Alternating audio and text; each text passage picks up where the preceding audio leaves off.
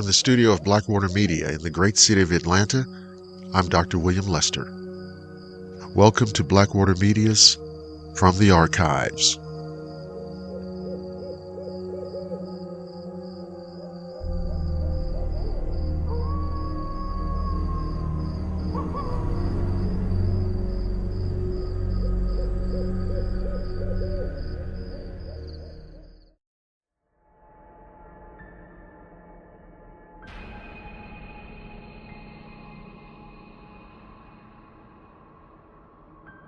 I once heard a story on Blackwater Media about someone encountering a faceless man alongside a highway. When I listened to the account, my blood ran cold because I had almost the exact same experience, and I'd like to share it with you now. At the time, I worked a regular 8 to 5 Monday through Friday job, but once I had to get up early on a Sunday morning to do something for work. I had to be there at 7 a.m. It wasn't very far, maybe 20 minutes. Anyway, as I was driving, I saw very few other cars on the way. It was summertime in Texas, so it was bright out and already very hot, of course.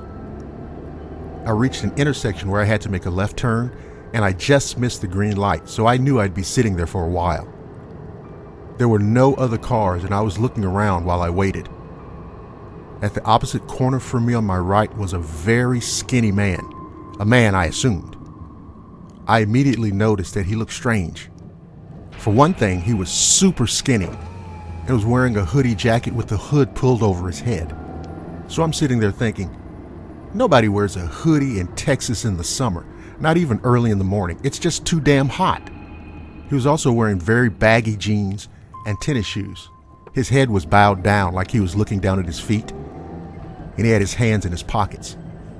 What made him even more strange was that he just stood there motionless. He didn't even look at the lights or try to cross the street. He just stood there at the corner and was there when I pulled up. I actually had a very bad feeling too, like there was something wrong with him. He scared me, but I couldn't stop staring at him. Then after a while, I felt like he knew I was staring, and I saw him raise his head up slowly. His line of sight was aimed straight at me. But as his face became visible, all I could see was gray and smooth. I could not see any normal facial features, and this scared me even more. I was like, shit. I tried to look away and started hoping for my light to turn green so I could just go, but it didn't. And it seemed like an eternity. He just kept looking at me, and I kind of tried to focus on him because I thought maybe it was the shadow of the hoodie that made his face look gray. And he had no eyes or nose or mouth. And man, his face still looked like a gray, flat surface. Oh God, I don't know what else to compare it to. Finally, my light turned green, and I took off, but I kept looking back at him through my mirror, and I could tell his head followed me. It was so goddamn creepy. It was hard to shake off, and I felt so relieved to be moving away from it. I have no idea just what the hell I saw that day, but I know whatever that thing was could not have been human.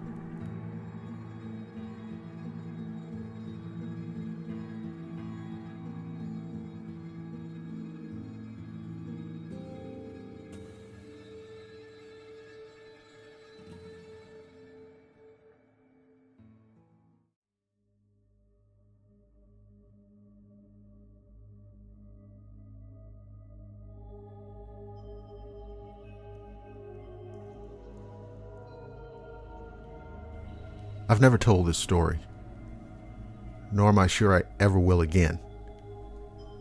The event happened to me in the fall of 1983, just south of Camp Lenape outside of Medford, New Jersey. I was about 13 or 14 at the time. I was in the Boy Scouts, and at the time I refused to subscribe to ghost or monster stories of any kind. I grew up in a family that knew and respected nature and all that it encompassed. My family moved to New Jersey from McChord Air Force Base in Washington after a brief stay in Pennsylvania. I grew up hearing stories about Bigfoot and the Loch Ness Monster. My father grew tired of all these stories coming from a child whose imagination was so influenced by tales of monsters in the woods generated by drunks and individuals who love to put a little fear into kids just for shits and giggles. See, I always wanted my father to see me as a man, and I was always willing to try to prove myself as one. Growing up, my father had his career in the military and had little time for kids' monster stories, but he would entertain us from time to time with feigned interest. After the event that I'm going to share with you took place, I realized that that's what fathers do. And I thought I was too grown up for such nonsense, and monsters don't exist, hence my silence for close to 36 years. Most of my childhood monsters under my bed type scenarios have long since been forgotten, except for this one. And this is why I've never stepped foot back into those woods since. I have seen true monsters in man throughout my 50 years of life, and became somewhat bored with the other monsters. But like I said, except for this one, no matter how much I try to explain it away, it still brings a lump in my throat when I recall that one night, and any remote thought of ever returning is gone. I know that there are periods in most people's lives that are scary, especially as children, but over time those experiences become childhood memories. But god damn it, this one is still very memorable and real. And no matter how much I've tried, I cannot explain it away. By the way, I returned to New Jersey in 1988 at the age of 18 for basic training at Fort Dix.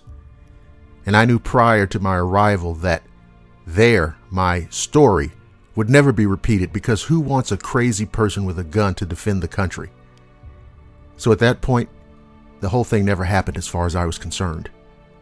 So, after 36 years, this is the first time, and like I said, most likely the last time I will ever allow it to pass through my lips. To those non-believers, I say this: I don't give a shit what you think. I'm 100% sure about what happened that night, and would give almost anything for you to experience the same thing, and after 36 years, fare as well as I have.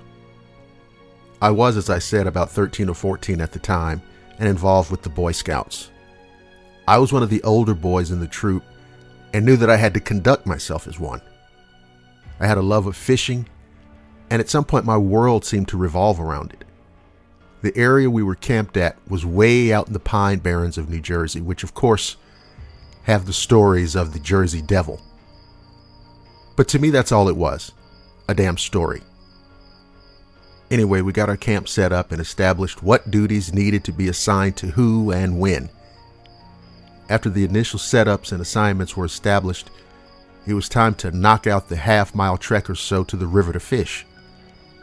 Now, I had no duties to attend to that night, so my intentions were to pull an all-nighter of fishing. I had a couple of younger scouts with me until just about dark, when they decided that campfires and s'mores was more important to them. Now, I was expecting some sophomoric scare tactics and such. No campout is complete without them, right?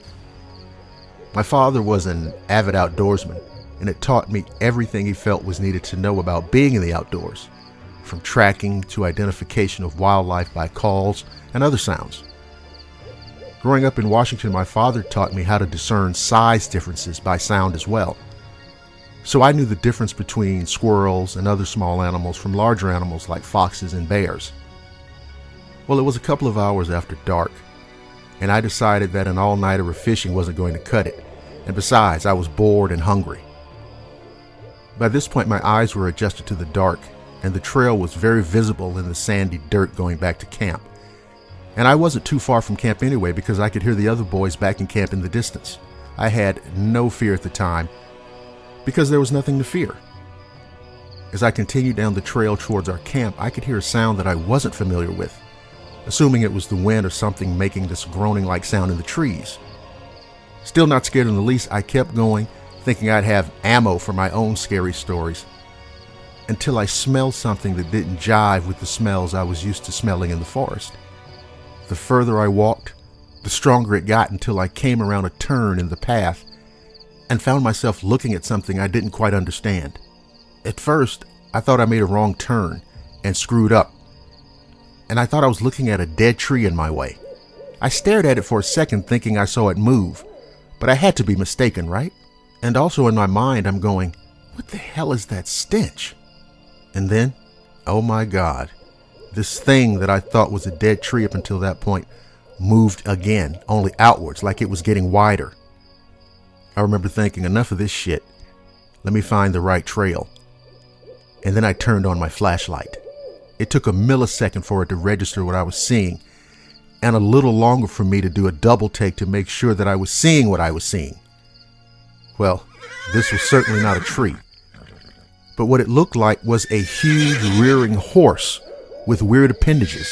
And then to my shock, I realized that those appendages were actually a pair of absolutely gigantic wings stretching out. As I stood there frozen with disbelief, the creature jumped a little and went straight up through a small opening in the trees.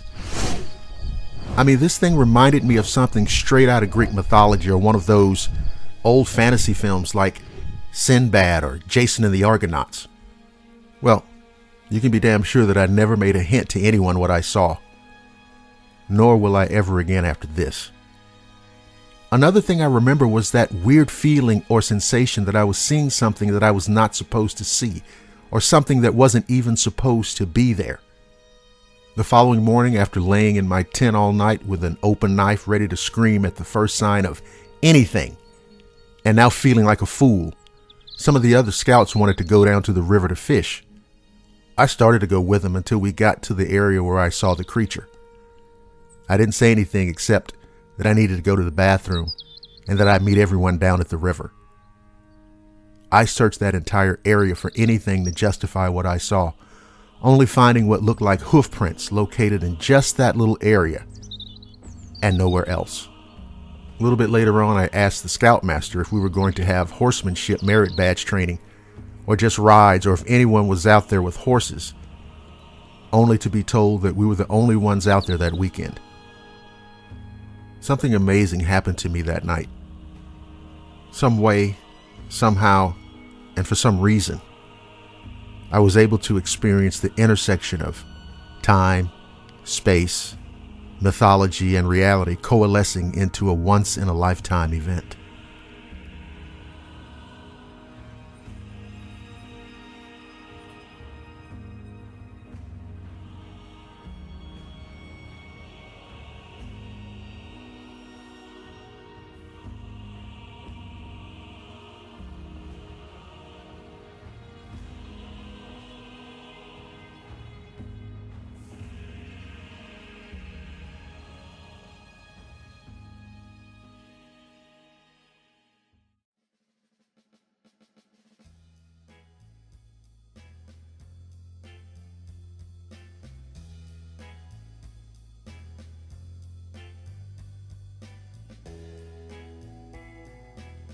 I rarely use Blackwater Media as a platform to share my own personal experiences. But recently, I remembered an event from my childhood that I had somehow completely erased from my memory. But for a dream that rekindled the memory of it, the experience might have been lost to me forever. It goes back to the year 1974. I was 6 years old. And my friend, who for the sake of this story, I'll call Bobby, was 5 years old. Now, I can't remember what day it was, perhaps a Saturday, but I feel pretty sure that it was sometime during the summer. Now, I have to explain something here. In the South, particularly in Georgia, there's a custom of using the term Big Mama, which is usually reserved for a grandmother-type figure, either as a direct family member or someone close or near and dear to the family. Now keep in mind, this was old school Atlanta, and in my case, it wasn't a family relation, but a very kind, sweet old lady and her husband who lived right next door. So I had a Big Mama and a Big Daddy, and I loved them both to death. Anyway, on that particular day, Bobby and I were playing, ripping and running from Big Mama's front and backyard to mine. I can't remember what we were playing, but we usually would game out some scenario from an episode of Batman, or The $6 Million Man, or maybe even some monster movie we'd recently seen. Now let me take a moment here and talk about Bobby and I. The two of us were as close as two guys could be without actually being brothers. Although aside from the fact that we really didn't actually live together, there really wasn't that much difference. We played Little League baseball and football together, and did the same in Summer League and all through high school. In fact, up until the time we finished high school, we never lived more than a half a mile from each other. After high school, we both opted to attend historically black colleges, as our parents had, and he went off to Grambling State in Louisiana, and I stayed home in Atlanta enrolling in Morehouse College. And there was more to it than that. His father and my father grew up together, went to high school together, and after graduating college, both became teachers and coaches with the Atlanta public school system. Also, his mother was a librarian, and my mother a reading specialist, both like our fathers with the Atlanta school system. We took family trips together, at least once or twice a year, as well as multiple backyard cookouts and picnics.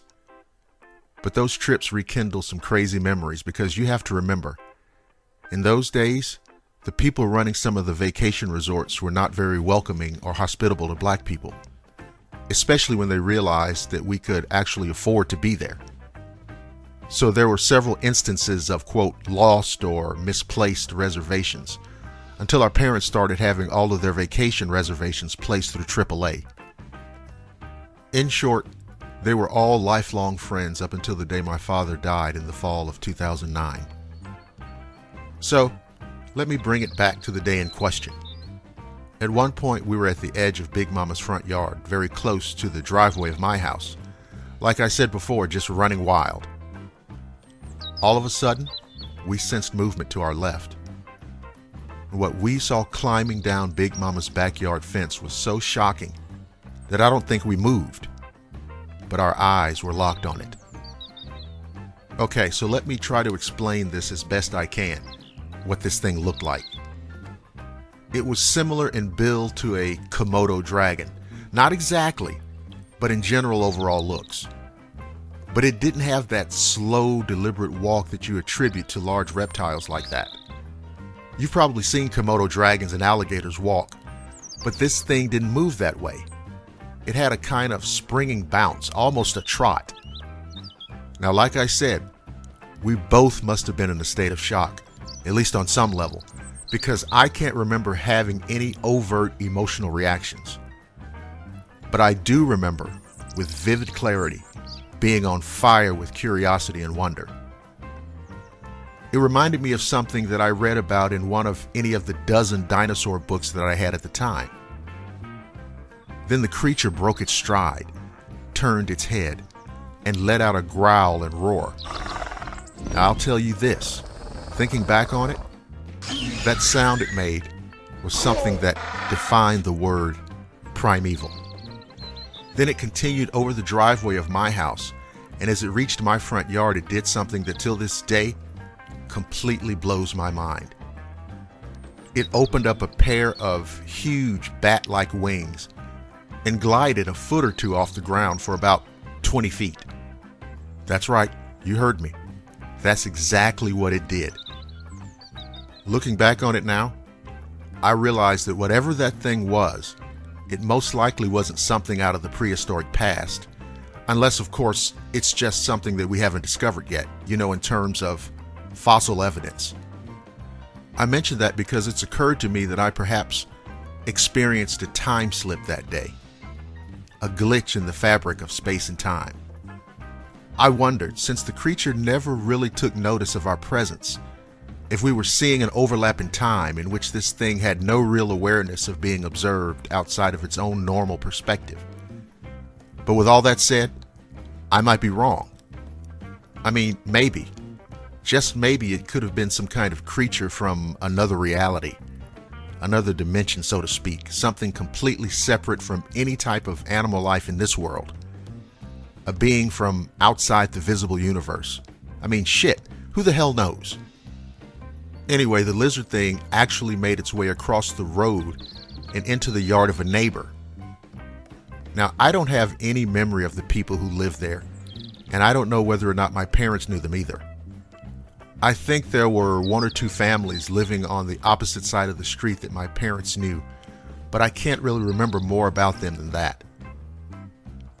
What I do remember is that the creature rambled into the brush and bushes on one side of the neighbor's house and disappeared around the back. I never saw it again. And here's something else. I never heard any adults at that time talking about it, nor was there any conversation about it at any point after that. Now, you would think that with something like that lurking around the neighborhood, that there would have been some buzz about it. So much so, in fact, that even as a child, I would have taken notice of it. But there was nothing. That's why one of my theories about what happened that day was that I saw something out of time. Something displaced for a few minutes at least, maybe more, was hurled some way, somehow into what was then my present. Down through the years, I've always held a powerful affinity for that time and place. It was filled with so many of the elements that I believe went into making me the man that I am today.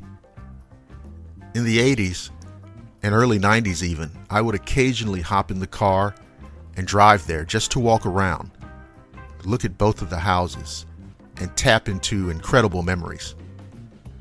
When my son was 3 or 4 years old, I took him with me one day and showed him the square outline of a sandbox I played with in Big Mama's backyard. There was still a depression there, perfectly square, even in the overgrown grass. I thought it was important to take him there, to show him that place that had been so magical and that had existed so deeply in my legend. But most of all, and more than anything, to show him that his father had so long ago, like him in that moment, been a bright-eyed little boy.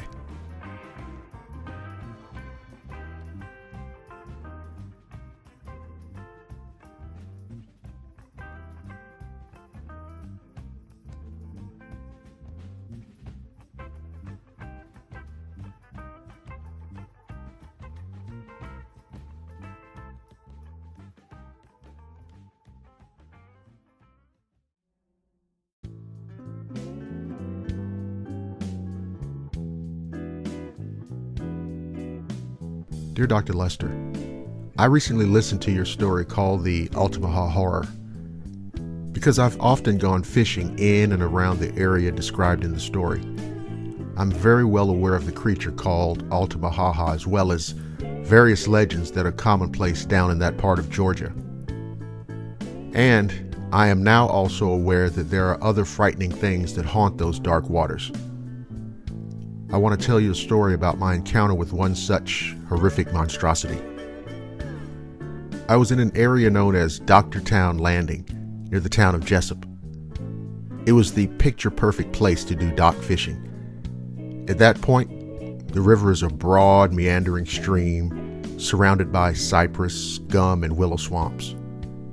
Set back up to 2 miles from the main channel are ancient bends of the river isolated by time into curved oxbow lakes with names like Whaley, Morgan, and Johnson. These oxbows are critically important spawning grounds for many of the fish species in the area.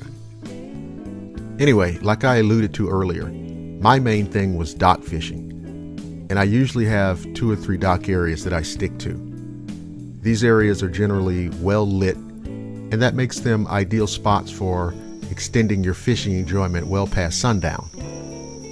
Well, it was right at that point of transition from light to dark that I started hearing splashing sounds.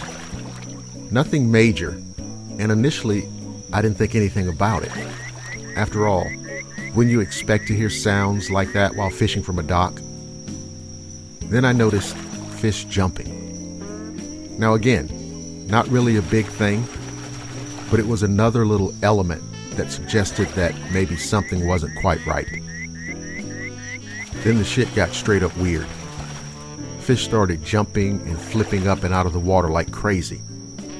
Under the lights, I could easily see some of the fish darting and dashing just beneath the surface of the water as well. I wondered for a moment what was going on, and then it hit me. The fish were terrified and frantically leaping and jumping for their lives. Something down there was after them. And then, and I shudder every time I think about it, I caught sight of something impossible. Cruising beneath the surface of the water was a creature, maybe 10 feet long, with an incredibly wide tail fin and a fish body that ended at the waist. That's right, I said it. And at that particular moment, I thought that I might be crazy. But no, what I was seeing was real. Something that should only exist on the yellowed pages of dusty old tomes of mythology. A mermaid. Or at least something that fit the general description of one. From the waist up, the creature had the dull gray coloration of a shark. Then the surreal became the horrific. The creature reared itself up, partially out of the water, and I could see its face. From the top of its head hung long strands of dark green and brown strands of what I took to be its hair. Although it had the overall look of kelp. Its arms seemed unnaturally long, and there were a few dark spots running down the arms to clawed fingers that were webbed with dark, gruesome membranes. The creature's eyes were incredibly deep black pits of nothing. And its teeth, oh my God, its teeth were a terrifying display of wild, jagged daggers, like those of a mako shark. I took a few steps back on the dock, and as I did so, the thing let out a long, disgusting, gurgling, grunting sound, and then lunged forward. You know, it's strange. Sitting here thinking about it now, I realize the creature wasn't going to come out of the water after me.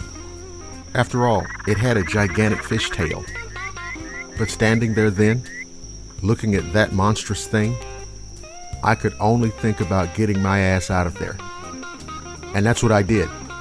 I snatched my chair and tackle box, sprinted to the truck, tossed everything in, jumped in, and drove off. I never told anybody about what happened that night. I've never spoken about it until now.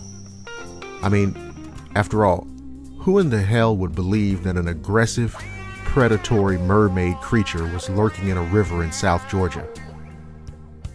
Now, like I said earlier, I had known already about the monster associated with the Altamaha River. But that creature had always been described as a prehistoric, aquatic dinosaur type thing. Certainly nothing close to what I saw. And it begs the question. The kind of question that can keep you up at night. What the hell else is out there?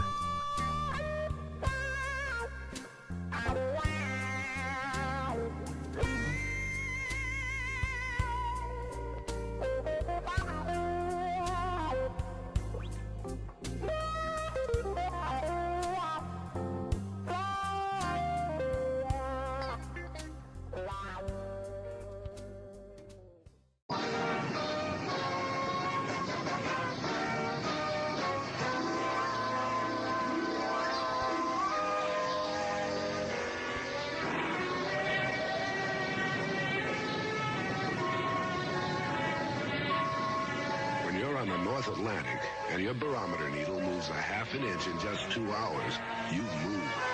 It's telling you something, and it's not good news. So you tie it all down and go below, and maybe have the slits while you wait it out. Wait it out and hope for tomorrow.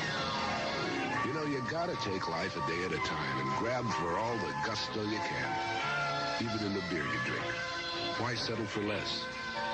When you're out of Schlitz, you're out of beer. Schlitz, Milwaukee and the world.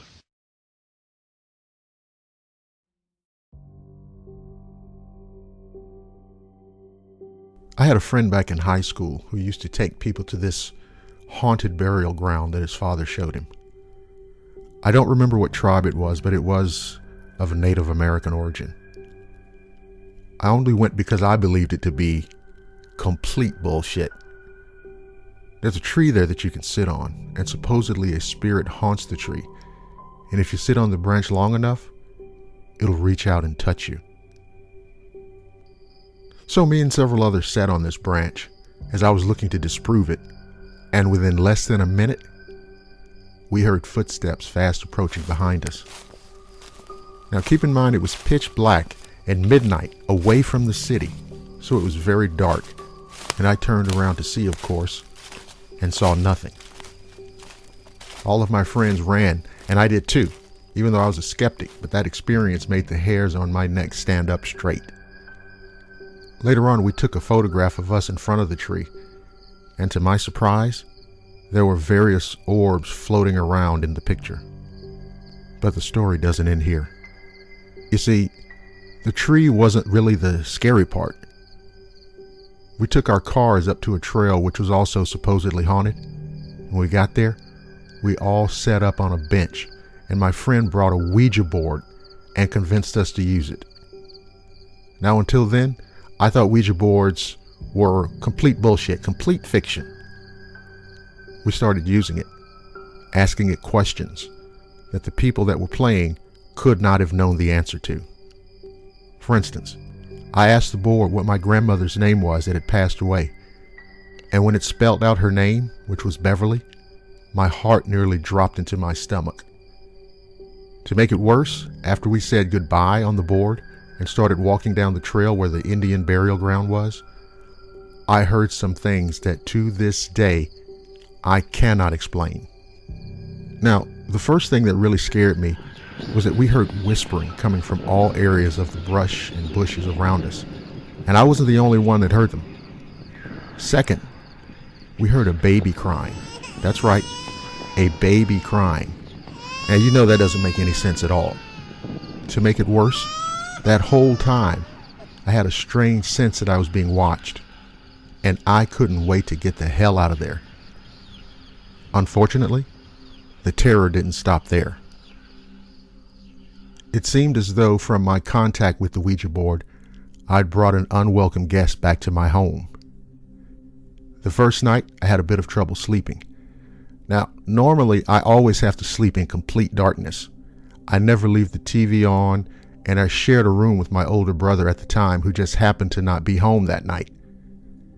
Basically, I left the TV on, and I never do that.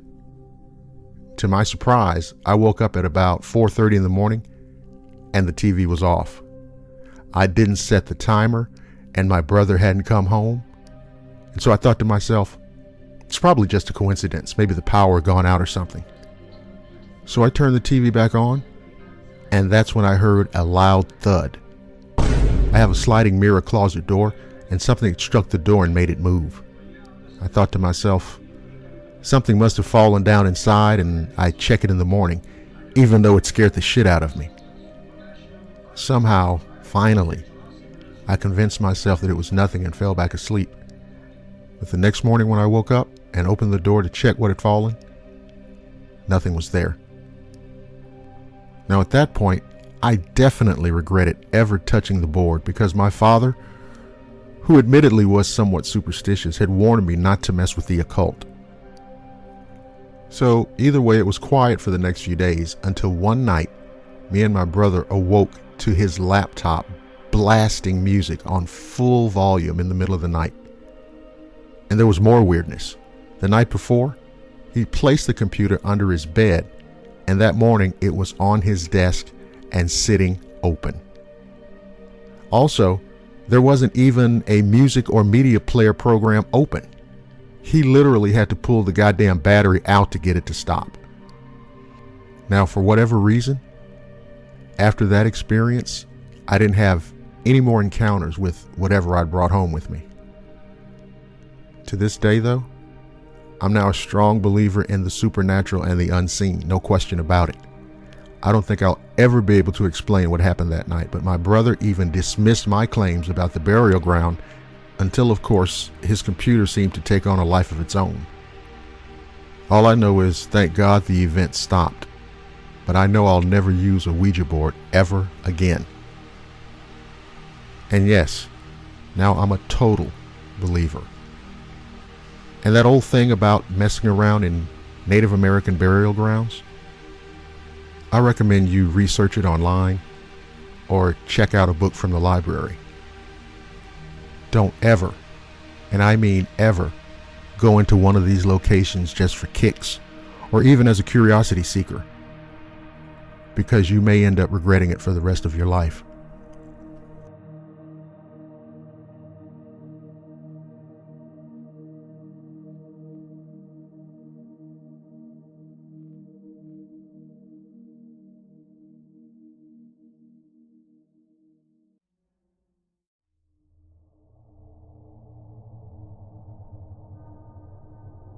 The medical student toppled into love as soon as he set eyes on Sheila, the beautiful new transfer student. She had masses of long black hair and eyelashes so long they got tangled in her curls when she leaned over her desk. The medical student had a withdrawn nature, though not by inclination. He learned the hard way that people avoided him when they heard about his insane father locked away in an asylum. But he had to overcome his taciturn nature or risk losing Sheila to one of the other fellows that panted after her. So the medical student volunteered to tutor her for one of her classes. After that, it was easy. Sheila toppled into love with the medical student as madly as he was in love with her. They went everywhere together, hardly bearing to be apart for classes. The medical student lived in a bubble of joy until the day he saw Sheila speaking to a good-looking fellow who lived in the same dorm. They were laughing together over something one of their professors had said in history class, and a shaft of sheer jealousy pierced the medical student's gut. How dare she laugh with another man? He confronted Sheila with her perceived trespass, and she stared at him incredulously. "You're crazy," she said. He winced and thought of his father, and shouted insults at Sheila until she stalked off in a rage. They made up over dinner, and things were fine for a while, until the medical student saw Sheila borrow a pen from a handsome blonde fellow at the library. That set him off again. They hissed angry words at each other until the librarian kicked them out. The medical student huddled on the narrow bed in his dorm room until the black anger gave way to common sense. He called Sheila and apologized. She accepted his apology, and they were back together. The medical student was scheduled to take Sheila to a local dance on Friday night, so he rushed back to the dorm to dress in his best. As he turned to leave, the medical student noticed that a scalpel had fallen out of his medical bag and lay haphazardly on his desk. He thrust it carelessly inside the bag and went to pick up his girlfriend and escort her to the dance. The couple had a fabulous evening, dancing and drinking and eating. They left the party around midnight and walked hand in hand back to his dorm room for a nightcap. When they reached the entryway, Sheila veered off for a moment to ask a red-headed fellow from one of her art classes about an assignment that was due the next day. The medical student was instantly filled with gut-gnawing jealousy. When Sheila rejoined him, he hustled her upstairs to his room and shouted, "You flirt with every man you meet, you tramp." "You're crazy," Sheila shouted back, stark raving mad. The boyfriend saw red. "Don't call me mad," he said, his hand groping for the loose scalpel in his medical bag on the desk. When the mist of rage cleared from his eyes, Sheila lay dead at his feet, her throat cut from ear to ear. The whole room was covered with red gore, and her masses of black hair lay in a pool of steaming blood. The medical student's brain went into overdrive. Hide the body, clean up the blood, invent an alibi. But first, he stared at the dead girl he had loved so much. Then he knelt beside the body and slowly cut off her face. He wrapped the face carefully in plastic before putting it in a desk drawer. Then he cleaned up the blood and hid the body in a tunnel near the laundry room. The next morning, the medical student told his roommate that Sheila had broken up with him and gone home in a snit without finishing her classes. The roommate accepted the story without question and didn't appear to notice the way the medical student peered obsessively inside his desk drawer. The medical student finally tore himself away from Sheila's face to attend his 11 o'clock class. When he returned at lunchtime, he found his roommate leaning out of the open window looking ill. "I think I have the flu. I'd best run to the pharmacy and pick something up for it," the roommate said when he came in. "You want me to take a look?" the medical student asked, reaching for his bag. His roommate turned white. "No, thank you. Don't bother," he gasped, practically running from the room. The medical student shrugged in exasperation and peered into the drawer at Sheila's face and settled down to work on a paper he had due next week. Downstairs, his roommate was on the phone with the police. The medical student went ballistic when the police came with a warrant to arrest him. They manhandled him out of his chair while a grim-faced officer took a look in the desk drawer. When he saw the dead girl's face, the officer swore violently and vomited onto the floor. The medical student was placed into the asylum with his father, who was locked away in a padded room next door. Every day, his enraged father tried to kill his attendants. The bereft boyfriend wept and stared out the window, seeing Sheila's lovely face in the branches of a nearby tree. The face seemed to sway to the rhythm of his father's fists as his insane parent pounded and pounded at the walls. Back in the dorm, the ghost of a young girl in a blood-stained dress still floats along the hallways, searching for her face.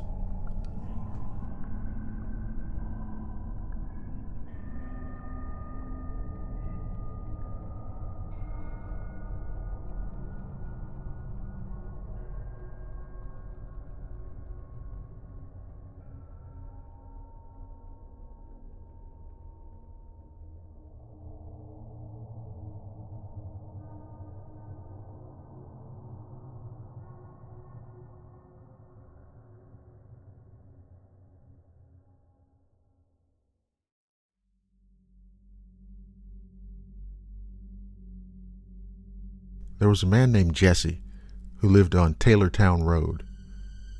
He had gone deer hunting earlier in the day and had killed a nice buck. He had gutted him and had him hanging high from a large tree in the back of his home. The guts had been placed in a wash tub and was sitting out near the woods to be disposed of later. That night was rather cool, and the man was restless. He grabbed his guitar and was sitting out on his front porch strumming quietly. He was known in the area for having some excellent dogs. He had them pinned up behind his home as well. As he sat quietly playing the guitar, an uneasy feeling came over him. Something was wrong, but he couldn't place what it was. He stopped playing and just sat listening. He realized there was no sound other than his breathing. The crickets and frogs and all the night creatures had stopped moving. There was dead silence. Suddenly, the dogs came running from around the back of the house. This was strange because he knew they were locked up tight. There was no way they could have gotten out. He laid his guitar down beside him and started to get up. Upon further inspection, he saw that his hunting dogs had their tails tucked under their bodies. They went straight to the opening that leads under the house. He looked in the direction from which they had come, and suddenly there appeared the most horrible thing he'd ever seen. The streetlight illuminated a creature that was nearly as tall as the basketball goal. It had long, white, stringy hair. No sooner had he seen it than it let out a terrifying wail. The hair on the back of his neck was standing on end. The screams were at a crazy high pitch. The thing was after his dogs, and it was headed straight for him. He was frozen in fear. He tried to move, but his body was as if he were paralyzed. The white creature was moving toward him slowly at first. Then, his greatest fear was realized. The creature stopped and looked straight at him. At this point, he knew if he didn't move, this thing would be on him in a matter of seconds. Jesse could hear the creature as it leapt for the porch. It apparently hit the railing and stumbled, giving him time to get to the door. He pushed the door open and rushed inside. He could hear the hoofs strapping the wooden boards of the porch as the creature scrambled to get up. He was trying to close the door, but realized the rug was in the door, keeping it from closing. He kept pushing. The muscles in his body were trembling from the force he was using. All the while, the noise outside the door was getting closer. He took his foot and started pulling on the rug as he lessened the pressure he was putting on the door. The door finally closed and he clicked the lock. No sooner had he turned the lock than the creature's claws started scraping across the wood. There was a small window on the top of the door. Jesse looked and saw the creature was looking back at him. The screams he heard were rattling the glass in every window. The creature was trying to get in.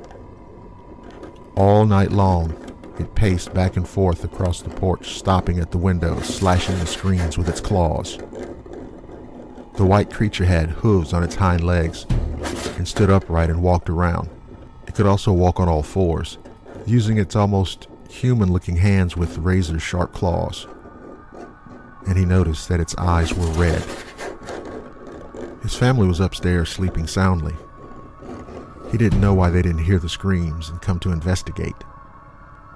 He sat out in the front room all night holding his rifle, waiting for the creature to find a way to get in. As the sun started to come up, he realized he didn't hear anything. All was quiet. He waited until the sun was all the way up and went out with his rifle in hand to investigate. On the porch, he found pieces of the screens that had been ripped from his windows. His guitar was found unharmed, but had a slimy substance on it as if the creature had picked it up and laid it aside. Upon further investigation, he saw hoof prints where the creature had entered his yard. The hoof prints led up to the deer that had once been hanging from the tree. The wash tub was later found deep in the woods, licked clean. The pen where his dogs had been kept had been ripped apart from the top. He found where the dogs had dug under the opposite side, barely making their escape from certain death. He felt that the smell of the deer and the tub of guts may have led the creature to his home. The dogs must have sensed the danger as they saw it come up and take the deer. They began their dig and barely reached safety before it reached them. The creature might have made more of an effort to reach the man and animals had it not already eaten the deer. Jesse still lives in his home. His children are grown and have since left. Although that night always stays in his mind, he has not seen the creature, now known as the White Screamer, again.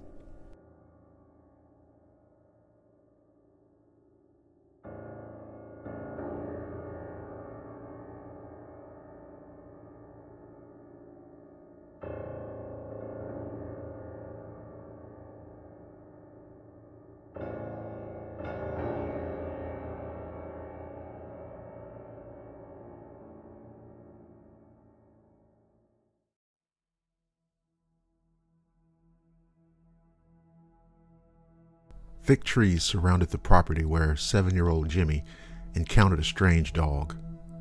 A dog with glowing red eyes. A dog that sometimes walked on 2 legs. Jimmy lived in a Romulus, Michigan farmhouse with his mother, his uncle, and his mother's boyfriend. They raised chickens and rabbits with farm cats roaming the crumbling old barn on the small acreage. But it was the woods that separated the house from a nearby major road, woods that kept the house and the family hidden, that marred Jimmy's childhood. Those woods harbored something dark. We had this really strange dog creature that would hang around the property, Jimmy said. I say dog creature because this thing was far too big and intelligent to be a stray dog. The dog, as big as a Great Dane, seemed to have the upper part of a German Shepherd and the lower part of a Doberman Pinscher. However, it was the eyes of the creature that haunted Jimmy. It had very pronounced red eyes, Jimmy said. I'm not saying it was a werewolf or even a dog man, but it was very werewolf-like. Everyone who lived in the house saw the creature. The dog would frequently stalk the edge of the woods on our property in the day, Jimmy said. It seemed to have no fear. My uncle would yell at it or throw things toward it to try to scare it off, but it would simply rear up on its hind legs like a ram and charge at us from a short distance. The creature never reached Jimmy's uncle or anyone else who lived in the house. However, it did reach other things on the farm. We would frequently find dead chickens or rabbits after thunderstorms, he said. We knew it was that dog thing because it would leave huge paw prints in the mud and claw marks on the window ledges. Eventually, the thing turned its attention to the house. Sometimes we would find the screens ripped from our screen doors and windows, Jimmy said. It would never outright attack us, but it did seem to enjoy taunting us and harassing us. The taunting quickly became dangerous when the dog creature spoke. As Jimmy described, one summer night my mom left the window open in my bedroom to cool the room off so I could sleep. She was on her way to the bathroom and went by my room and heard me talking to someone. Stopping by her son's door well after his bedtime, she thought he was playing. She opened the bedroom door, turned on the lights, and saw the dog creature. When she opened the door, she saw me standing in my bed, and I had apparently wet my pajamas, he said. I was talking towards the window. I wasn't screaming or freaking out, but seemed to be transfixed and talking in a low voice towards the window. Jimmy didn't notice his mother, nor did he notice the tungsten light that suddenly poured a yellow glow through the bedroom. His focus was on what was at the window. When she looked towards the window, the dog creature had its two front paws pushed through the screen and was looking through the window at us and making a low growl. Its eyes glared red. Jimmy's mother threw the beer bottle she carried right into the beast's face. Startling it, it backed out of the window. She slammed the window shut and closed the blinds. The dog thing's presence, however, was not gone. My mom told me that for about a week or so after that, I acted very strange, like the way the kid acted in the movie The Shining. I would say things like, "We don't want you here," "Our ghosts are food," or "God thinks you're bad." During that time, the house cats would run terrified when Jimmy entered the room, but that wasn't the only thing wrong. For some reason, I would take sewing needles or anything sharp I could find and prick my fingers till they would bleed, and then finger paint all over the walls with the blood. The house also had a very strong septic tank smell to it for a few days. Lights would burn out and pop, and weird things would just happen. Then, 2 weeks after the dog tried to coax Jimmy out of his room, it all stopped. My uncle was out back working on his truck when he saw the dog at the edge of the woods making its way towards the rabbit pen. At this point, he was tired of dealing with it and went into the house to get his .22. Apparently, he fired at it and hit it in the rear. The dog turned and ran into the woods. We didn't see it anymore after that, and everything cleared up. But the dog thing will be with him forever. I can always recall its eyes, Jimmy said, now age 40. You could see its eyes out in the woods sometimes at night. I have bad dreams about it from time to time.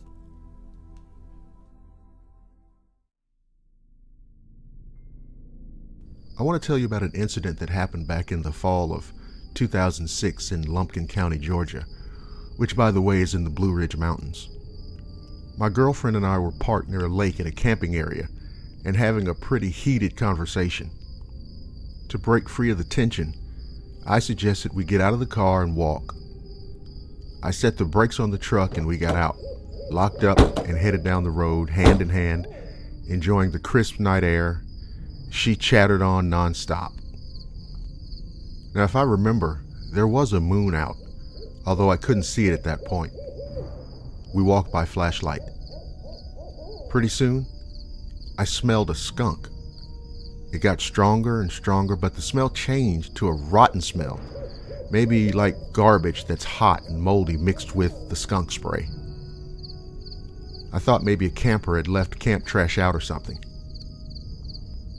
Anyway, we walked on a ways, not wanting to meet up with that damn skunk. I suggested we turn back to the truck because we'd gone around 2 bends in the road and couldn't see back.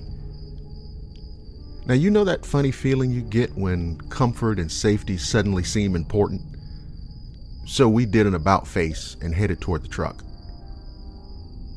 And oh my God, that's when we saw this figure. And man, it was right out there in the middle of the road at a distance of the farthest beam of the flashlight. Talk about a David and Goliath situation. It was just standing there looking at us. Now, I can imagine that it's very hard to believe, but I have to tell you how tall that damn thing was. I'm 6'3". I played basketball with guys bigger than me. And I know this thing was at least 8, maybe even 9 feet tall and must have weighed at least 500 pounds, at least. It was absolutely massive across the chest and biceps, standing there in the middle of the road. The thing swayed back and forth like the head of an owl when it's looking at something. You know how an owl moves its head side to side, like back and forth? Well, this thing did that. It moved that way. And in the flashlight beam, it had reflective eyes like a dog. It never moved toward us. It stayed in place, just swaying. Now, it took a minute to register. I stared back, not believing my eyes, and my girlfriend freaked the hell out and started yelling, which really unnerved me, especially in the dark like that. I mean, her scream so unnerved the creature, for it turned and stepped off the side of the road, down over the embankment and out of the flashlight range. Now, keep in mind, to get to the truck, we had to walk past that place in the road where this monster was standing. So, you can just imagine how fucking scary that prospect was. In all truth, I was ready to cut and run the rest of the way to the truck. But my girlfriend was so terrified that she couldn't even make her legs move. She was shaking and hanging on to me, which didn't help me, big, brave, badass man that I am. So she gathered herself, hanging on to me around the waist, and I scanned all the area around us up ahead with the flashlight and told her to run and run fast. But I was literally dragging her with one hand and showing the flashlight with the other. Going back seemed like it took a lot longer than it did to come out. But it was only seconds because we hauled ass, got to the truck, and damn it all, I couldn't make my keys work. I fumbled around for another few minutes, trying to accomplish something between her screaming instructions and my back to the road, which I didn't like. Do you know how goddamn hard it is to unlock a car door with one hand on a flashlight, a woman hanging around your neck, and keys in the other hand? Now, if you can picture all that, you have an idea of the shit show we were in at that moment. We didn't see the creature again, but we didn't stick around either. We moved like it was after us. And I'm telling you, these things are giants with a capital G, and the sight of these things alone is hard to communicate. I mean, the size and sheer mass of these creatures is absolutely stupefying. There's nothing in my life, no experience, no event, no nothing that prepared me for such a sight. It's still very surreal to think about it, and it doesn't help when people laugh and think I'm crazy. I know what we saw. Now, let me say this also. We're successful business people and active in our community. My girlfriend's on the local school board, and if this event was attributed to her, it would almost certainly place her job in jeopardy. The bottom line is, we had a face-to-face encounter with Bigfoot. I know that there's still a lot of people out there who don't think that these creatures exist, but I can assure you, they're wrong.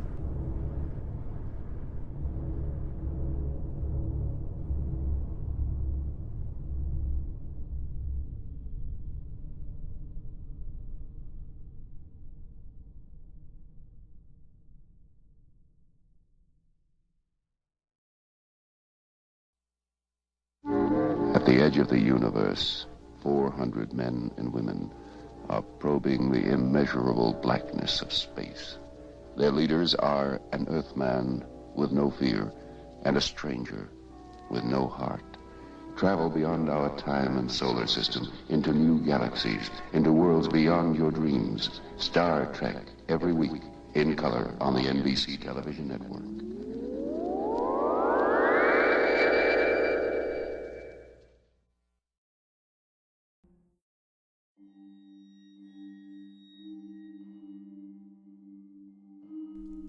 I once worked at a gas station in my town.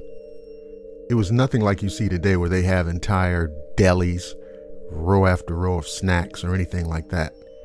This place was old as dirt, and if we had 5 customers inside at one time, it was packed wall to wall. Now, I always had to work the overnight shift there, which meant watching whatever channels the antenna could pick up late at night on our tiny box TV in the corner and smoking cigarettes behind the counter. Yeah, we could actually do that back then. My boss had an ancient desktop computer set up in the back room for our truck rental business that we ran off of the property. And I used to like to sneak back there and get on the internet, which back then was far more primitive than it is now. Anyway, I could always hear the bell when a customer would come in, and I had a direct line of sight to the front of the store from the desk, so it really wasn't an issue. I was even allowed to take my dog in once in a while.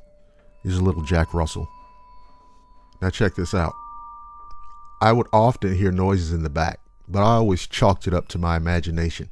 It was late at night, and I was sure I was just tired. Well, that changed when I began to bring my dog with me. I would bring him right in the back while I surfed on the web, and he would always lay down facing away from me.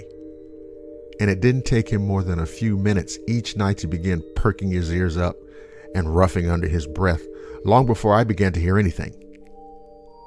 Once there were noises I could make out, he would be standing at attention by that point, gazing fixedly into what seemed to be nothing but thin air. Also, the problem with taking my dog with me was that I would have to walk him, and since I didn't feel comfortable going out of the store that late at night, I only took him a few times. One of the many times he wasn't with me, I was sitting at the computer and I heard the bell on the front door jingle. When I looked up, I saw what looked like a guy walking in, and I immediately got up to go help him. I stepped into the booth and saw that he was over in the corner at the very end of my counter. Now, my view was obstructed by the small TV in the corner and a rather large scratch-off ticket display, so while I could see the arm and shoulder of his black jacket, I couldn't see anything more than that. I broke out into my friendly smile and said, "Hello, can I help you find anything?" Now, this was in part because I am genuinely friendly, and in part because many of our customers tried to steal the Slim Jims and the 5-hour energy bottles that were kept over there. I've been asking the owner for months to move them, but he never bothered with it. As soon as I'd asked the question, the man turned to me and my heart dropped. Holy shit. On his right temple, the one that was furthest away from me, was a damn bullet hole and blood coming out of it, running down his face in a thick, almost black line. I remember gripping the counter and my eyes filling with horror because there was no way this man should have been standing with something like that going on. I remember his eyes were just filled with sadness and exhaustion. As I was stuttering and reaching for the phone to call 911, he just left. But wait, let me get this more precise. He literally disappeared in front of me. I mean, 1 minute he was there, and the next he was gone. Now, I tried for the longest time to tell myself that I must have fallen asleep somehow and dreamed it, or that it was just an imagination from my overly tired mind, but I couldn't bullshit myself that much. I know what I saw, and it was all in perfect clarity. After a few weeks, I eventually mentioned it vaguely to my coworker who relieved me each morning. I didn't want to sound insane, so I just asked if she'd noticed anything strange in the store. That's when she blurted out that calling cards and gift cards often drop randomly from the display over in that corner, and she hears what sounds like someone walking around when no one's there. I finally broke down and told her what I saw, and she laughed and said, "It makes sense," and then went on to tell me about a murder that happened a few decades prior.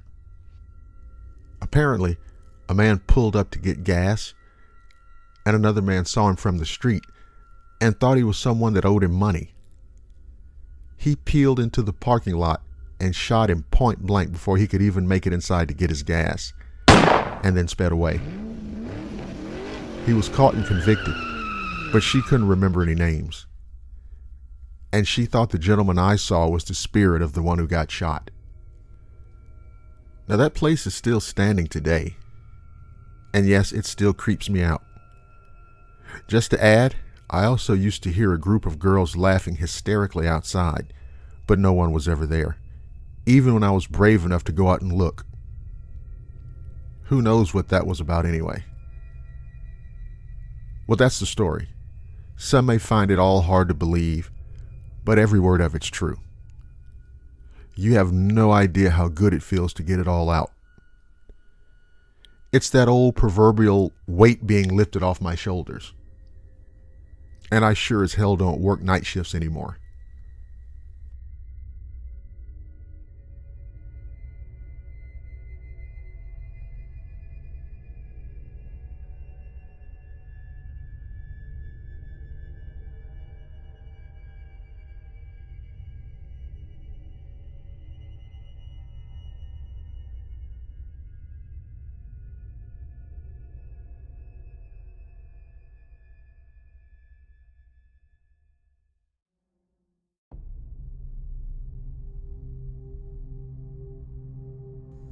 It came again. The banging on the back doors and windows. It sounded like it was going to give and it would get in here. At first, I never actually saw it, but I found evidence it's been here. Outside, I mean. Footprints and little clumps of fur. I've heard it too. The sound it makes is like nothing I've ever heard before. And in case you're wondering, no, I don't think it's a dog man. If it was, I'd imagine I'd hear the growling and howling that people have reported in the past. The banging persisted and increased in volume until everything got silent. Relief flooded my body like a river rushing over a little crab in the sand. It's gone, I told myself. I don't have to worry anymore, at least for now. I started to drift off again, and then I heard something in the basement. I shot up. Damn, it's here, I said to myself. I pushed myself off the bed, slipped, and fell onto the floor. Shit, I said louder than I intended to. All the noise from downstairs stopped. I rushed for the gun I kept under the bed, a 12-gauge shotgun. I quietly opened up my door and looked around. I didn't see or hear anything.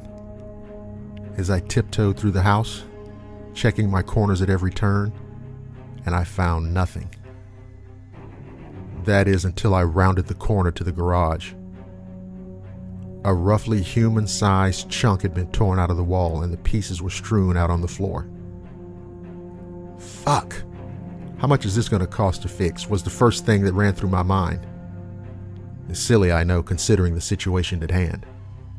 I looked into the hole where the drywall had been torn, and there were claw marks and fur left behind from whatever broke in. It's in the walls. It's in the fucking walls. I hurried for the door, and once I reached it, I swung it open fast. I turned around once I got a suitable distance from the house and didn't see anything. I sat down and caught my breath for a second. I definitely wasn't going back in there for a while. I waited outside and started to feel very tired. Now here's where the shit gets even crazier. I must have fallen asleep outside, but somehow, I woke up in my bed. Somebody needs to explain to me exactly how the hell that happened. I looked around and thought to myself, was this all a dream? Am I losing my mind? I walked downstairs and looked around. Nothing seemed out of the ordinary. I looked for around 2 minutes more and remembered the hole in the wall.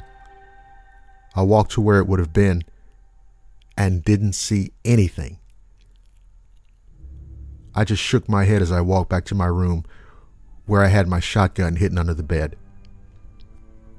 I put my hand under the bed and moved it around. Where the fuck was the shotgun? I stood up as panic rushed through my body. I tore up my room and the rest of my house looking for it.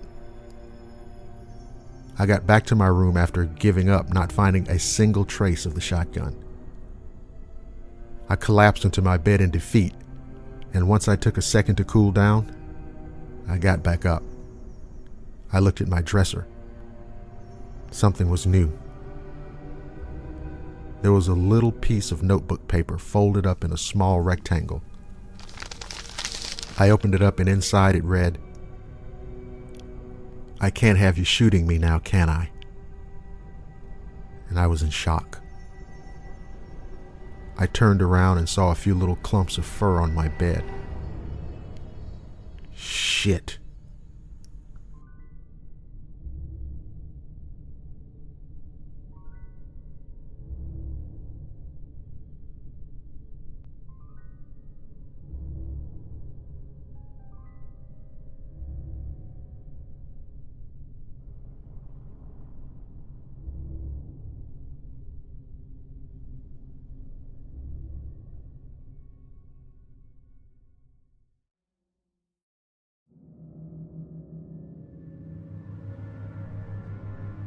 I wanted to share with Blackwater Media's audience something that happened to me many years ago when I was living in South Texas. One night, my brother-in-law asked me to go to the nearby store to get some nachos. It was around 10 o'clock or so. The store's not that far away for walking, maybe 5 minutes. Where I lived, it was pitch dark because only a couple of homes could afford those light posts. Across the street from my house, there was a forested area all along the dirt road until you hit the main road. And I can tell you, those were some creepy ass looking trees and brush. And by that I mean how it looked at night. The store was the only one that had a light post. There was enough light from the houses to know which house was yours. Anyway, I went to pick up the nachos and started to head home. Once I got away from the store, I started to hear someone saying, "Psst, psst." I stopped and turned around and I saw nothing. I started to walk again and heard psst, psst again. I thought maybe my brother-in-law was trying to scare me, so I said, Hey man, if that's you, stop fucking around out here." Now, truth is, I was a little scared because it was pitch dark and I kept hearing this psst, psst. I started to walk faster to get home, and that's when I started to hear a low growl and hoof-like steps following me. What the hell is going on out here? Am I being stalked by some goddamn horse? Now, I wanted to run, but I felt as if I was going to fall down in the dark if I did. So I walked a little faster, but the hoof-like steps kept following me at the same speed I was walking. I finally had the guts to turn around, and what I saw, it looked like a big black dog, but with hoofs. It looked like its hair was coarse, like on a pig, and it had big, green, glowing eyes. And holy shit, there were portions of its ribs showing through the hair. It was showing its teeth and fangs just like dogs and wolves do. And every step I took, it took one to keep pace.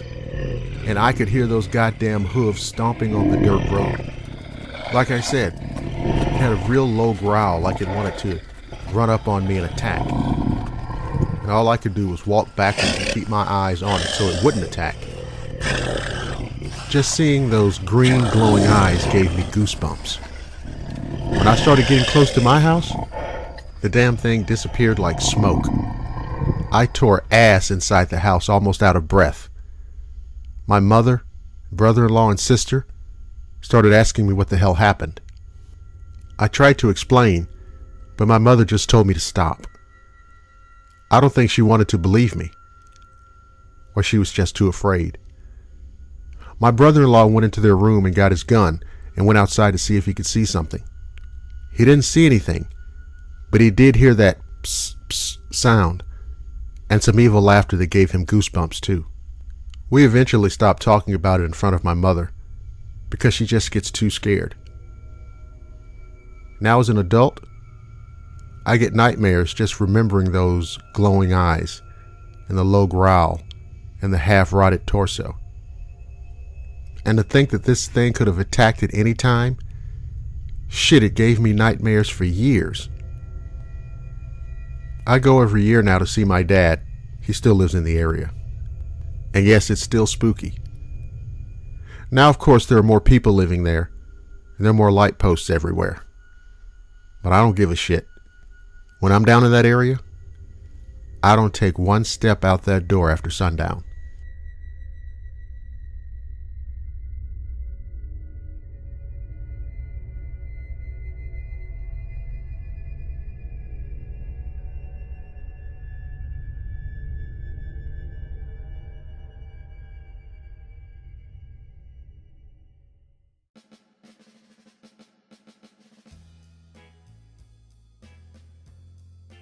You're listening to the Blackwater Media Radio Network, the finest in digital audio entertainment.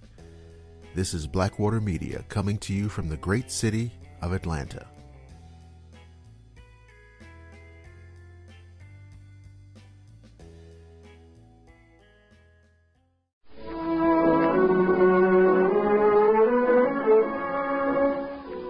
Not so many years ago, tomato soup and cream of tomato were unusual dishes, enjoyed very much, but not very often. Today, of all the soups in the world, tomato soup is the one most often served. Not because women have taken to making tomato soup frequently. No, on the contrary, few housewives ever attempt it anymore. There's just one reason for tomato soup's popularity, and it is this: the magic, matchless flavor of Campbell's tomato soup. There's a lively verve, a dashing zest about this flavor that people take to at once and come back to and enjoy again and again. The first racy taste of it has a way of arousing a desire to eat, and yet there's a pleasant feeling of satisfaction when the last spoonful is gone. So this soup is a happy choice for the main dish at lunchtime or at supper, and it also is a fine way to start the day's main meal. Serve it sometimes, too, as cream of tomato, made with milk instead of water. You can always be sure that it will be received with pleasure, because this, of all soups, is the one people like to have most often: Campbell's tomato soup.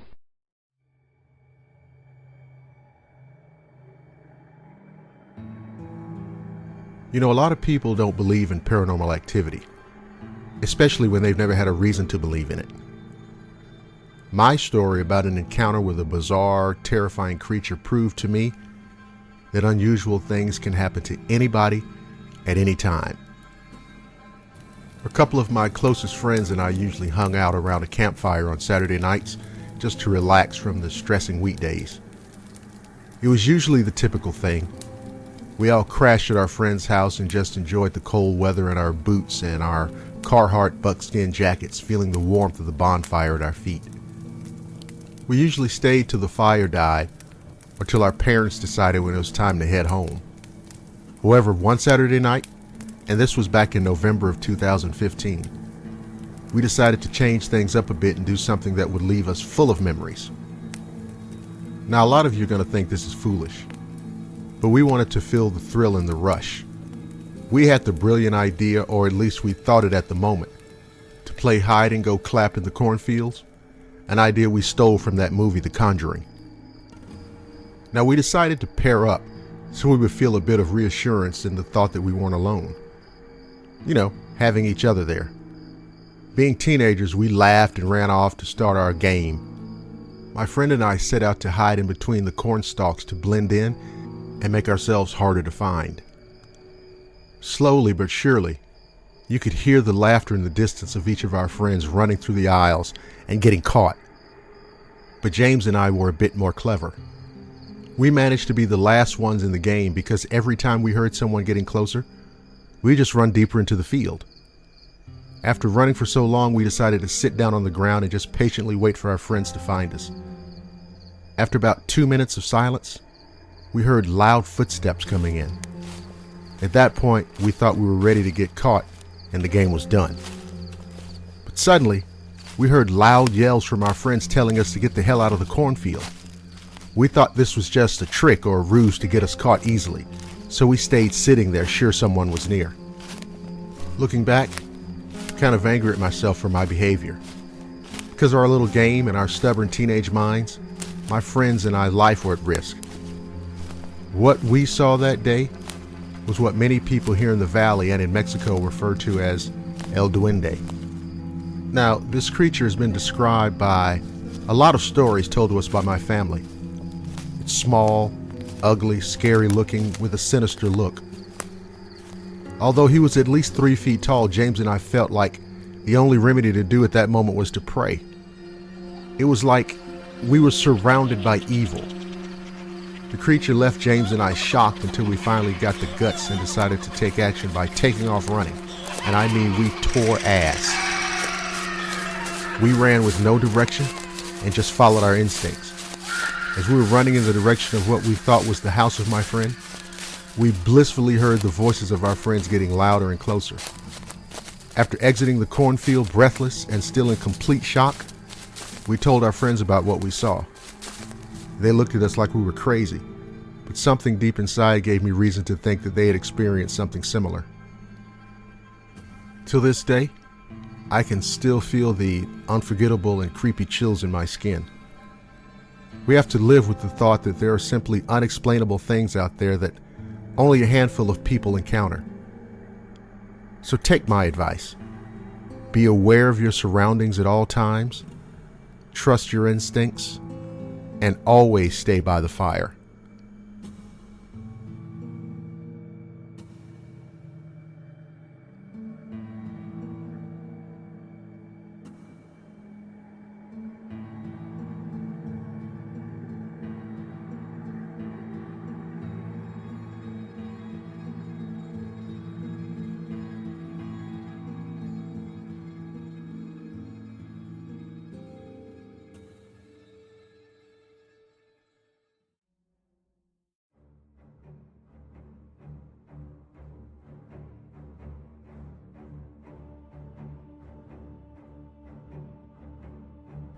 My grandfather was a badass.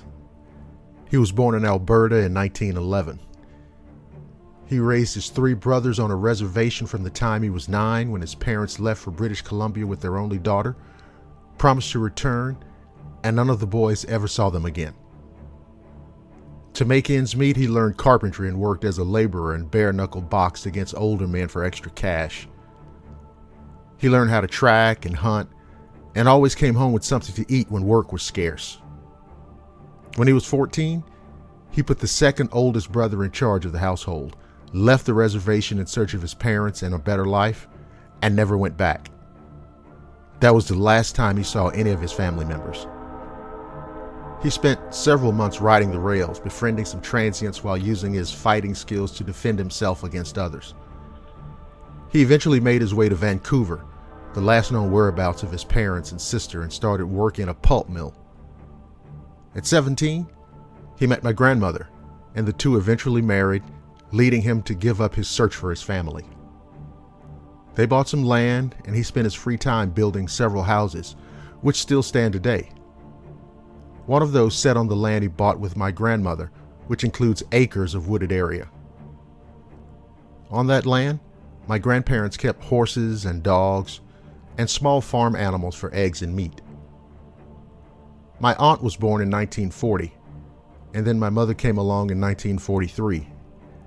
As far as I've heard, nothing bad or strange really happened until my mom found an old Ouija board and played with it by herself. But I don't know if that has any relation to this story. My mother was around 8 when she was riding her horse through the wooded part of their acreage when the horse stopped dead in its tracks. My mom tried to spur it on, but it was frozen in fear. And all of a sudden, she smelled something like rotten garbage and meat. She pulled back on the reins and the horse instantly turned and took off back towards the house, almost knocking her off its back several times along the way. Afterwards, that horse was never the same. It would try to kick her, and if she got on it, it would fall backwards, trying to crush her beneath it. Once it started acting like its old self again, letting her climb onto it, but once she did, it ran towards the road and stopped abruptly, bucking her forward into the path of an oncoming car. My grandpa saw it happen and put a shotgun to its head, and the horse just kept breathing heavily and staring straight ahead. My mother barely missed being run over by a car that saw the horse coming and managed to swerve out of the way, and my grandmother begged my grandfather not to shoot the horse.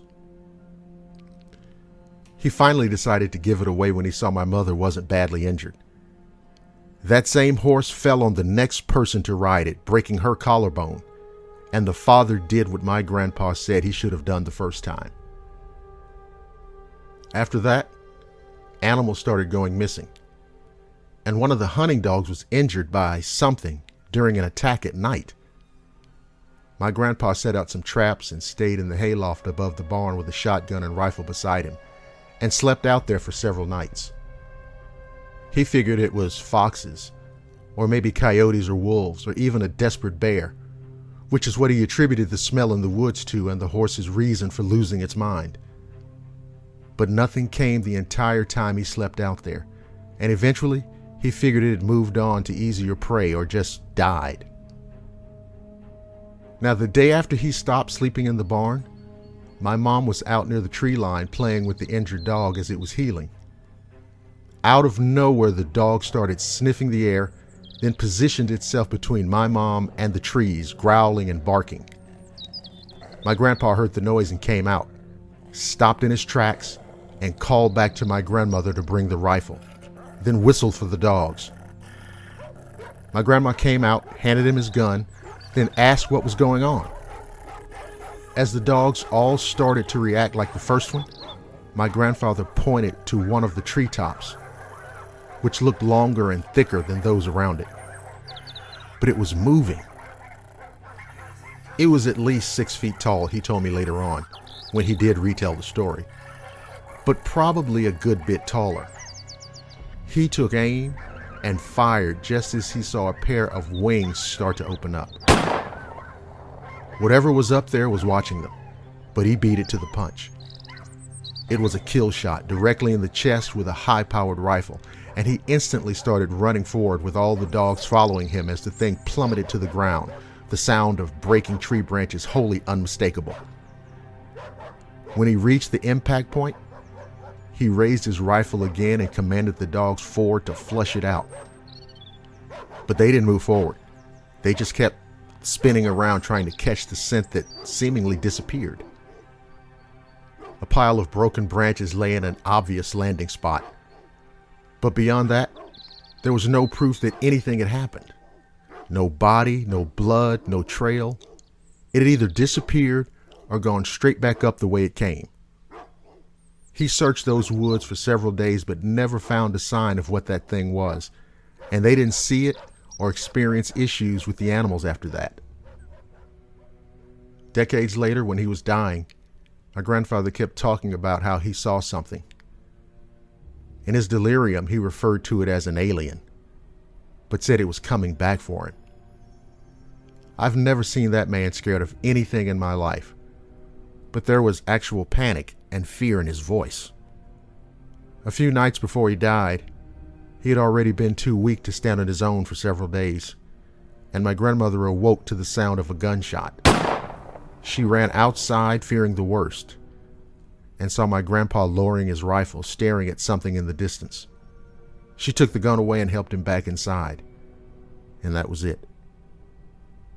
I don't know if whatever it was actually did come back for him, or if it was a hallucination of an old memory.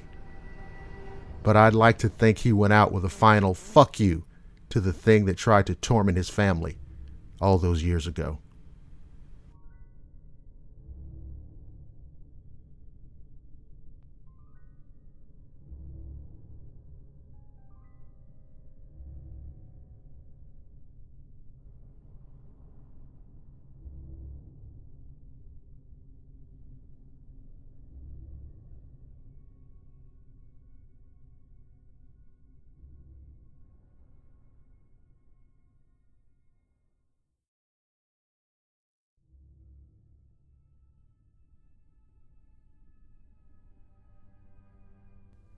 About 5 years ago, I witnessed something on a hunting trip that has changed me in ways that I sometimes find difficult to explain. Most people tend to have some concept of reality. You know, things that exist and things that don't. We have both a collective and individual sense of the real and the imagined, and it varies only as much as the human experience allows.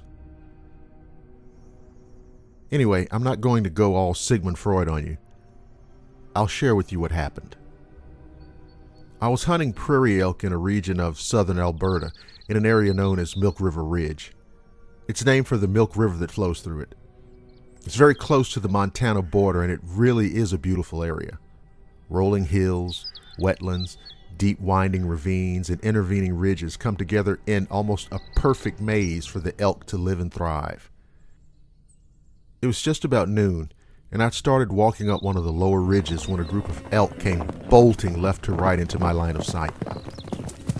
It startled me, of course, and I could hear their grunts and bellows on top of the sound of their frantic, heavy hoofbeats. You see, these are large, powerful animals, so while I initially had no idea what was going on, I realized very quickly that these elk were terrified by something, and you can imagine that that gave me serious pause. I mean, had a big grizzly come down out of the hills? It wasn't very likely, but the prospect or even the possibility of that was worrisome. I had this strange feeling that I was in some kind of situation. It's hard to explain now, but it was just an instinctive thing, I guess. Something was going on. I made my way up to the top of the ridge, and as I did, I heard a sound that shook me to the core. The sound that washed out over the entire area had to be the loudest, strangest, most horrifying roar I'd ever heard. I distinctly remember saying to myself, "What the fuck was that?" I knew for sure then that this was no goddamn grizzly. There was a vibration to it, a ferocious rage that cut through the air like a meteor. And it was surreal too, although at that moment, I had no idea why it seemed so. Anyway, whatever it was, it continued to roar. I dropped down to one knee, started scanning the landscape for where this terrible sound was coming from. Then, standing at the top of a parallel ridge about 100 yards to my right, I caught sight of something that could not possibly be there. But my binoculars didn't lie. It was there. What I saw was something straight out of Edgar Rice Burroughs or Jules Verne. It was clearly feline and easily 9 or 10 feet long. I mean, this thing was fucking huge. The girth, the muscle density that I could see, man, this thing had to be 700 or 800 pounds. I could even see its whiskers flaring as it roared, and that's when I saw that it had 2 long, fang-like canine teeth. Holy shit. I'm out here on this ridge, shocked out of my ass looking at a damn saber-toothed cat. Now, I have to admit, I'm not a scientist or any kind of expert on prehistoric animals, but I damn sure knew enough to know that this was something that wasn't supposed to be there.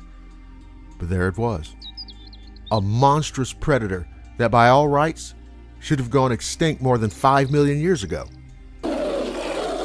Then it occurred to me that if the creature hadn't already caught my scent, it would with just a slight shift in wind direction. I was in some deep shit. I was carrying a rifle, of course, but for some reason, I never seriously considered shooting the creature. On the one hand, even if these things somehow survived extinction, there couldn't be many of them around, right? And even if I did get a shot off and didn't kill it, this thing would be on my ass in no time. I realized that there was only one thing to do, and at that exact moment, the big cat turned its head in my direction. The game was up. It had my scent. I fired into the air. The cat turned and walked along the crest of the ridge in the direction from which it must have come. I fired another shot in the air. The sound of that shot sent the cat running off along the same direction before it quickly cut to the left, down the ridge, and out of sight. Now you can probably guess the rest. I tore ass down that ridge as fast as gravity would allow. When I got back to my truck, I lit a cigarette, started the engine, and drove down the trail until I hit the main highway. Of course, as soon as I got home, I did two things right off. First, I made myself a deep, dark tumbler of Jack and Coke. Then I hit Google to make sure, as if I needed it, right, that I saw what I thought I saw. I knew I was just going through the motions, and after a minute or two, I just opened up Pandora. So, that's my story. That's what happened. I wish I could adequately explain to you all the ways that this event affected me and changed me. There are things out there, things that we've convinced ourselves aren't there, that aren't real, that can infringe on what we think is a comfortable, cozy existence. Well, I'm here to tell you that thinking that way is a big mistake.